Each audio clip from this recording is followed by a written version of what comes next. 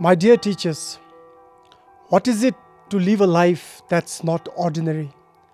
And who are the ones really leading a life that's not ordinary? Having been a teacher myself and having been deeply associated with thousands of teachers, I conclude that you, teachers, surely are living a life not ordinary because you are constantly striving to nurture students into extraordinary beings, people who will grow up to become doctors, engineers, entrepreneurs, scientists, thinkers, artists. And out of all those little minds that the teachers shape, even if you get one or two beautiful souls, caring, loving, the ones who want to give back to the society, you cannot imagine the impact a teacher has made. Each of you must feel the highest honor to be a teacher. There is indeed no better job in the world than to create a world you really want. Through hundreds and thousands of lives you come across as teachers, you are creating a world that you want. You are the one that has the power to hold a hand, to open a mind, and to touch hearts, and only you have the special privilege to be allowed to do so. Teachers don't need a key. Teachers are the key, the sacred key to unlock minds and hearts to its full bloom. While living lives not ordinary, you are the hope for many students, and you are the reason they strive to do better. You are the inspiration to them to dream to become more than ordinary.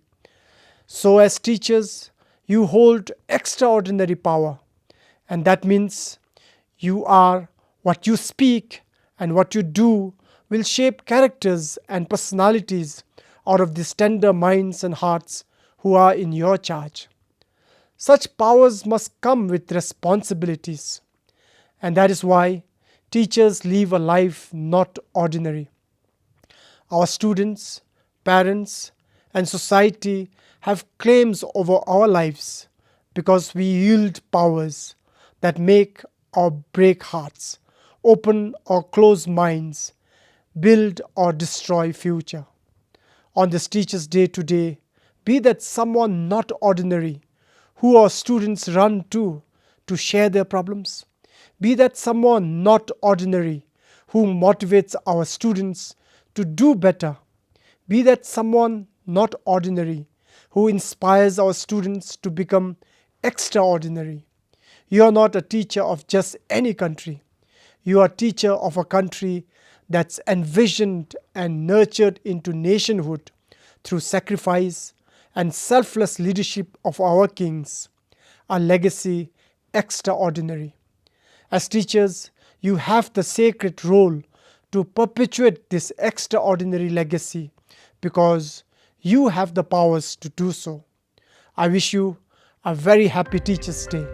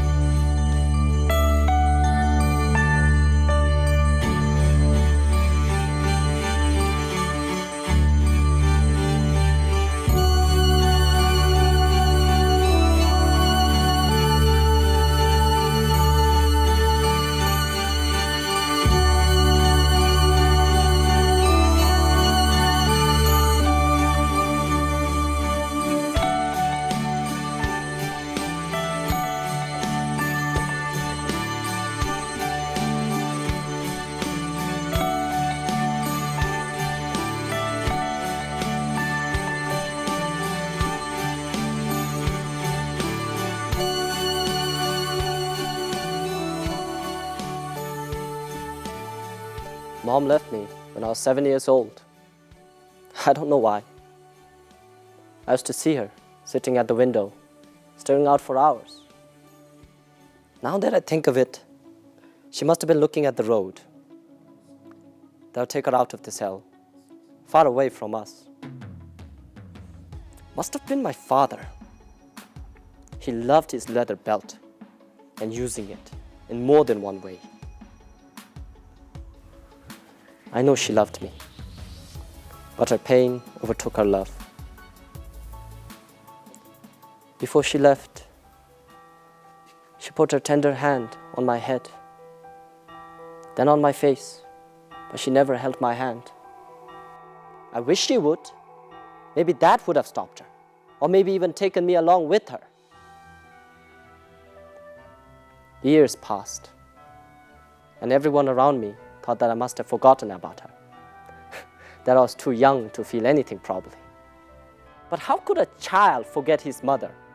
How could a child not know that something is missing, especially when their friends kept calling out to their mothers, shouting out the words, mother, mom, amma, ai, over and over again? I miss having a mother. I miss the tenderness.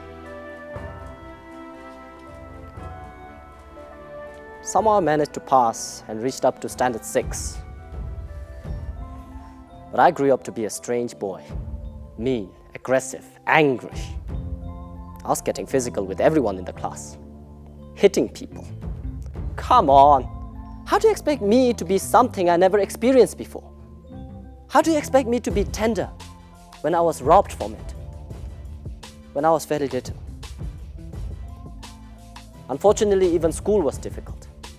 There were more expectations than understanding. Each year I had a new teacher, and the word about my behavior would reach the teacher before I reached their class. They would prejudge me based on my ex-teacher's words. And the saga went on, and this little thing had made me even more negative than before. Some tried shouting at me. Some even tried to put fear inside my heart by giving me corporal punishments. The word teacher, for me, meant strict, fearful, and sometimes even nasty. But the 6th standard class, 6C, opened up a whole new world for me. It was very second week of school, and I had gotten myself in trouble. My class teacher had not spoken much to me, but I could see her looking at me. Sometimes she would even try to smile, and I look away, thinking, what's wrong with her? What kind of a teacher would smile at her student? That day, I'd gotten myself in trouble. I'd gotten aggressive. Shivering, I pushed myself to the corner, digging my face to the walls.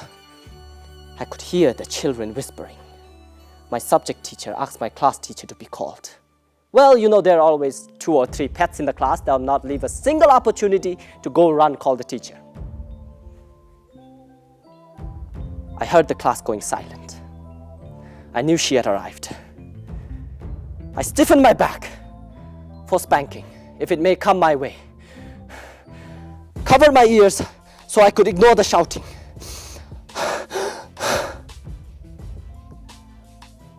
But nothing. Minutes passed, and still nothing. Then all of a sudden, I felt a tender hand behind my back. I went into a fast flashback of my mother leaving me, and I was reminded of the lost word, tenderness. I turned with shock. It was my new class teacher. She looked at me and smiled. A tear fell from my eyes, and a tear fell from hers. She touched my head just like Amma did. She touched my face just like Amma did. But she did something that Amma didn't do. She held my hand tenderly, and I stopped shivering. Suddenly, I felt so calm. I let her hold my hand. She walked me out of our class, out of our block, into a small playground used by Class PP. We sat there in silence. She didn't leave my hand. We continued sitting there in silence. My first real class of life started there. From that day onwards, I've changed. That tender hand had changed my life. I remember her so vividly, sitting under a tree, bound full of pink flowers that was hanging downwards. One almost touching her face and her shoulders. They were as tender as her. The memory of my mother leaving me was washed off for good and was replaced by us sitting on that playground. Years have passed now, and she's always there, supporting me. Now, I smile a lot and hold as many hands as I can.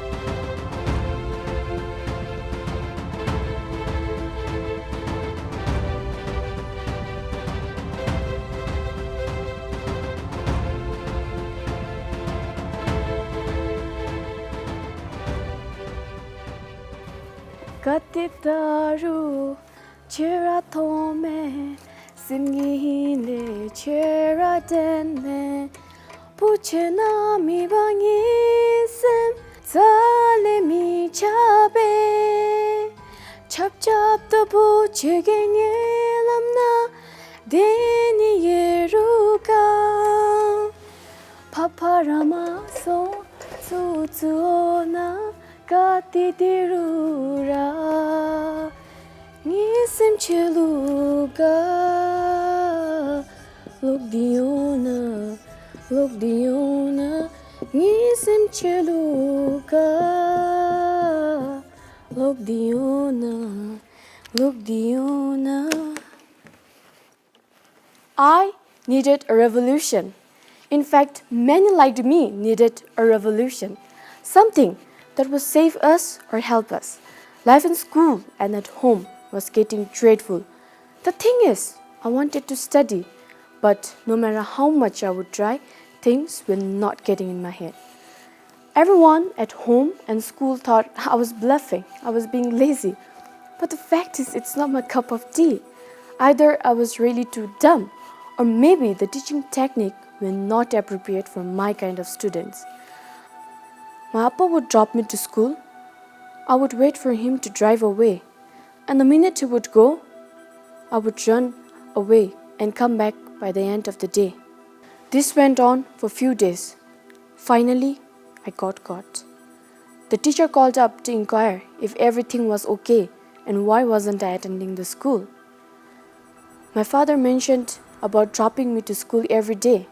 As soon as he picked me, I was surrounded with few teachers and principal. They took me to the office. My father was furious and so was the school. I thought they would expel me, but luckily they said that they had to discuss with other teachers as well. I shared my problem about Zonka, and that was the main reason I had been bunking the school. I was sent home. And then what happened was the true miracle. The revolution I asked for was about to take place, and that was in the form of a teacher. My issue was discussed next morning. The meeting comprised of Dzongkha language HOD, Dzongkha teachers, trainee along with the management team, while always suggesting different kinds of punishment to be given to me so that I learn lesson. The young trainee hesitantly stood up to back me up. He even mentioned he wants to help. It would be a good experiment and research for him. Extremely hesitantly, principal agreed, even though nobody else supported him. So it was decided that every Dzongkha class I will be tutored by him privately. I was assured that I would get better and that I didn't have to run away again. Extremely unsure, I met the teacher in the vacant classroom. He was pleasant, and the best thing was, he must be my dada's age, and somehow that made me comfortable. He said he understood my problem and said he would do all he could to help me. With that, the first class was all about talking and listening. He realized there was an artist inside me. I was a singer and a dancer. He came prepared for the next class. He knew he had to develop a love for the language in my heart. And trust me, it was the most innovative class and most innovative lesson plan. He asked me if I liked to write song, and I immediately expressed how much I love to write and compose song. He asked me to write a song in English, just 4 lines I wrote. He asked me to sing, I sang. He complimented my voice, but he said he was weak at English. He wished he could understand the lyrics. And almost without thinking, and because I wanted him to understand what I was singing, I somehow managed to translate it in Dzongkha and sing for him. He said he loved it, and if I could try writing it. Not absolutely correct, but with great interest I wrote it in Dzongkha. And the fact was, I didn't realize my lesson had started. For the next few weeks, I composed many songs and learned to write them as well. My vocab was getting better than others and my love for writing as well. I passed with flying colors. Soon, it was time for him to leave. I wrote and sang a farewell song for him. We cried, tears of joy. I will never forget this man who brought in the Dzongkha revolution in my life.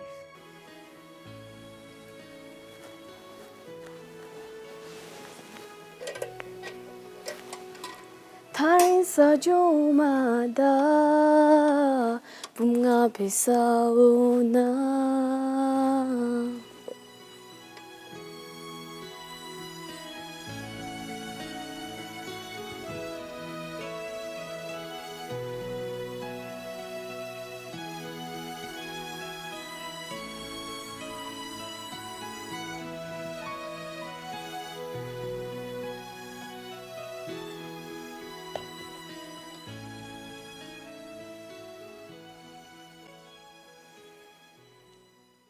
Light.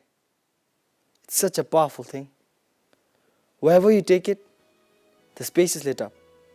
In fact, even if you leave the space, it remains lit for a while.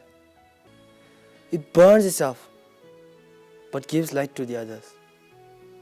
Ishwar has a tough job, as tough as a teacher's job. Hard work, and only hard work. Students usually forget that teachers have a life of their own. I think teachers themselves forget that they have a life and there are other members in their family as well. I knew one such teacher. I respected her.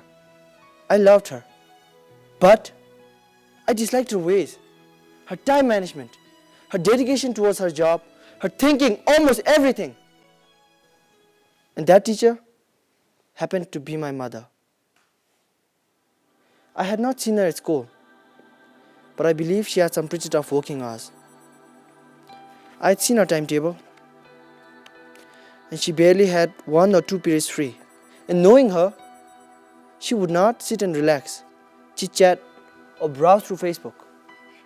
Instead, she'd be thinking about some kid who needs help, or about their life.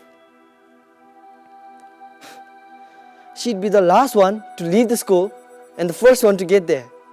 She'd come home, check my diary, check my homeworks, and would ask me to finish the work first, so I could enjoy playing or TV better. We interacted for a few minutes, and then she'd take about an hour to clean the house, cook, tidy the place, and then back to her papers, lesson plans and corrections. Sometimes she would doze off on the table. Dad would wake her up, put the things aside, and ask her to sleep on the bed. At times, she would be in the bed, but still discussing about some student's low grades or some issues at school. My father nodded and pretended, as if he was listening, and perhaps he was. But I, for one, was surely irritated and upset. And then she started to bring home this boy from school every day. He was about my age, and now the little time I had with her too was divided. He ate at our place, studied there, and went back home just to sleep. My hatred towards him and my mother's profession increased by the day. Then, one day, I came home a little late from practice to find out the boy hadn't come home. Maybe he didn't need any more help. Maybe his time was done. I was happy. I will now have Mom's undivided attention again.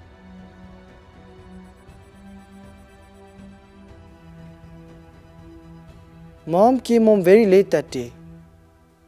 She looked sad. She came in and hugged me. I asked her if everything was okay. She cried and informed that the boy had passed away. He tried to commit suicide, but failed in his attempts. So Mom used to bring him home, so he could be exposed to a better environment, so she could help him cope up with his studies. He looked happier. Everyone noticed. But probably it was too late. Maybe he needed to be reached out earlier. He had left a letter for Mom.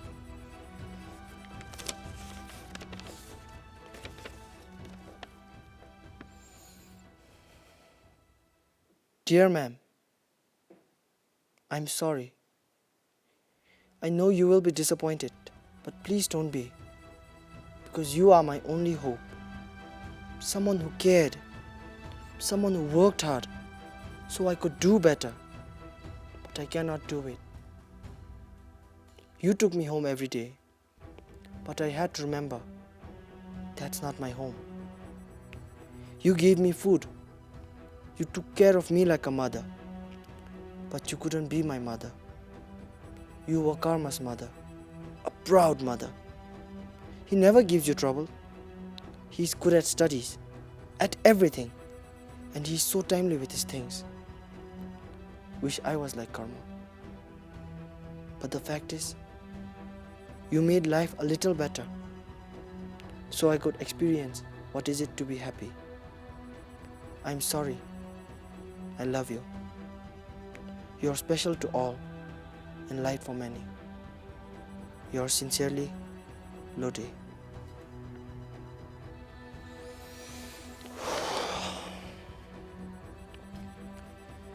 I sat there with the letter, feeling ashamed of myself, but proud of my mother.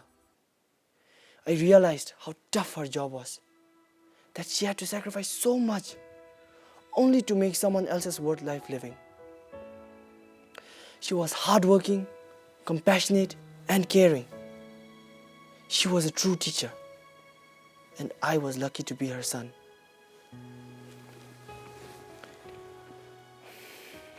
She may not be successful at all times, but she kept on trying.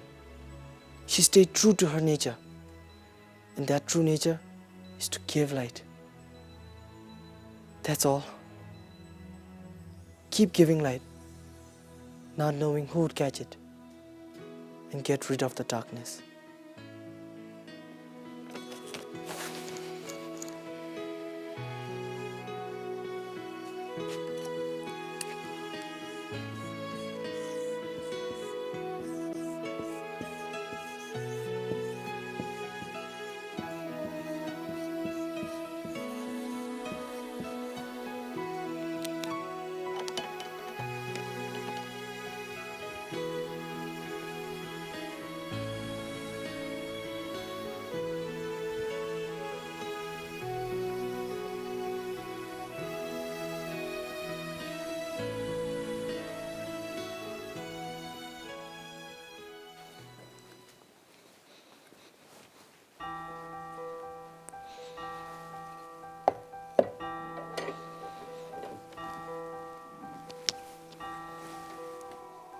He was just like this light, sparkling, energetic, empowering.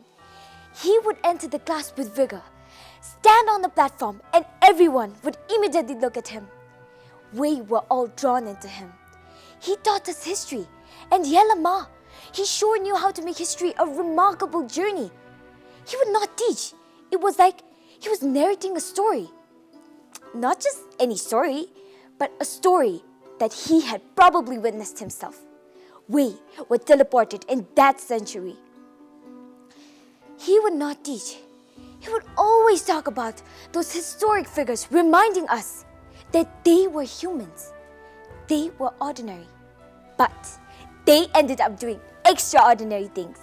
And then, after each heroic story, he would pick one of us from the class and would remark, "Oh, you see this little one here? He has it in him to become Nelson Mandela. Or she is as brave as Annie Frank. Mark my words, Aung San Suu Kyi in making." And then we would all jump up with joy, our hearts elated with pride.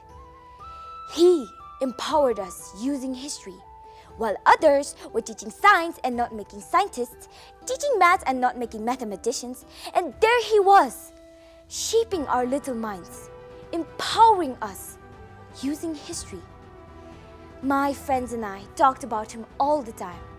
As I've said it earlier, he was flamboyant, strong, energetic, empowering. Somehow, we felt he came from a rich household because he looked wealthy. He looked happy and tension-free, as if teaching, school, and all of us were his only goal in life. We even thought, because he is rich and successful, he can teach us well. Now, I wonder what really was the logic behind it. Maybe we connected happiness to materials. Anyways, we were so much in love with our teacher that we were even curious about him and his life. When the boy from the junior class mentioned that he and our servant neighbors, we got all excited and decided to drop the little boy home so that we could have a look at our favorite teacher's house. That evening, we walked our junior home. He lived in a 3-storied building, and to the right was a small hut-like house, one of those makeshift buckle homes. And to the left was a beautiful grey house with fancy witness designs on it. We stared at it and started talking about it. The house sure suited our sir's personality. While we heard a familiar voice behind us. "Hello, children. What are you all doing here?" He said it with the same energy, the same enthusiasm. We hesitated, but quickly added that we had come to drop our friend from the junior class. He smiled and asked if we wanted to come home for a cup of suja. Excited with the invitation, we agreed immediately. We started walking towards the big grey house, when the teacher had already walked towards the buckle house. He laughed and corrected our direction. We were shocked. Slowly, we walked towards the buckle house. We walked in, only to find an ordinary house with cheap furniture, an old ailing mother, and the rest of the space was filled with carpet, history books, novels, pictures, cutouts of historic figures, lesson plans, and files. Standing there and looking at that side, I remembered his words. You may be ordinary, but it's what you do that makes you extraordinary. What he had or where he came from didn't matter at all. It was what was in his head and heart that made him rich. He was full of power and energy. I was speechless. And probably the man living in the big grey house wouldn't have my teacher's heart, nor my teacher's ability to motivate and empower his students, or even care.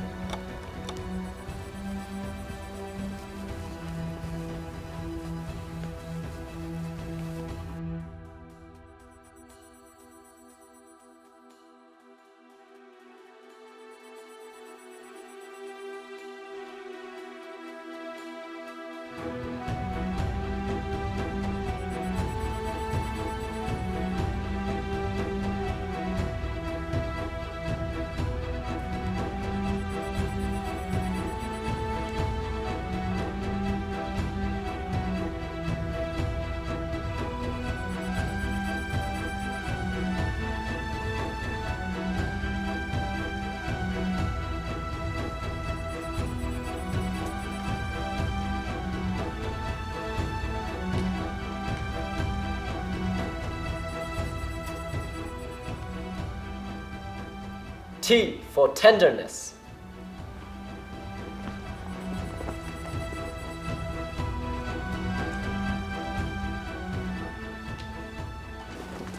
E for empowering.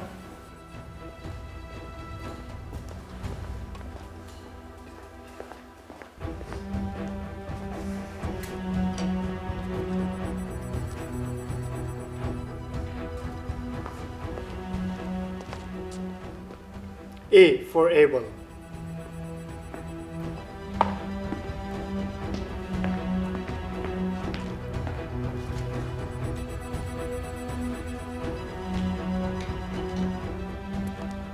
C for caring.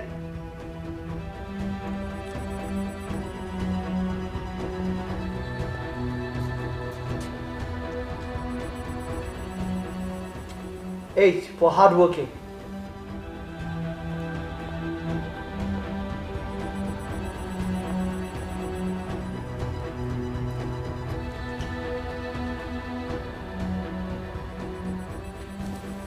E for energetic.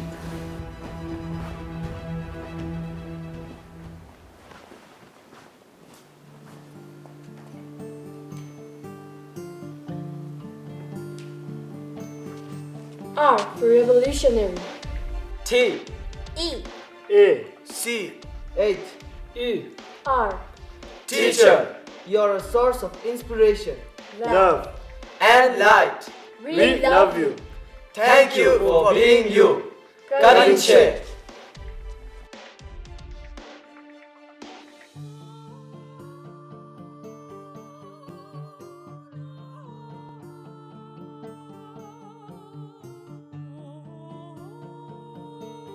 My favorite teacher is Ma'am Dichantadan from Jangankha Middle Secondary School. I like her because she really teaches us well and she's really supportive and she's always there whenever we need help. My favorite teacher is Ma'am Som Dichin from Kelkar Secondary School. She just made my life beautiful to live in Kelkar Secondary School, and today what I'm here is just because of her. My favorite teacher is Ma'am Chimil Hadun from Jangankha Middle Secondary School. She has always been supporting me and she has seen that potential in me so that I can grow to a better human being. My favorite teacher would be Madam Chandra Pradhan from Mutitang Higher Secondary School. She teaches us chemistry, and wow, she teaches us chemistry like no other teacher does. My favorite teacher is Ma'am Chimlatso from Changzamtok LSS. She is one of my inspiration. I love you, ma'am. My favorite teacher is Ma'am Jimmy Yuden from Lungtizampa Middle Secondary School. I like her because she always cared me and loved me a lot. I like all the teachers and they give us lights in our lives. So all the teachers of Bhutan's whole countries, I wish you a happy Teachers Day. My favorite class teacher is Ma'am Dichinpa, and she teaches in Rinchen Kimhen Primary School. She has been my great class teacher. Thank you for being with me in difficult time, and thank you for love and support. Happy Teachers Day. I love you.